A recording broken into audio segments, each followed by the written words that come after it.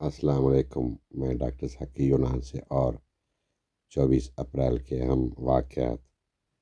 24 April 1995 میں پاکستان اور بنگلہ دیش کے وزرائے اعظم کے درمیان 2.5 لاکھ بہاریوں کی پاکستان واپسی پر مذاکرات ہوئے۔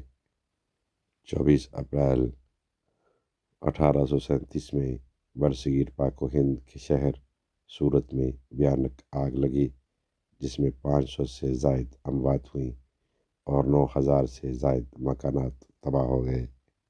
24 اپریل 1915 میں عثمانیہ سلطنت میں آرمینی آبادی کے قتل عام کا آغاز ہوا۔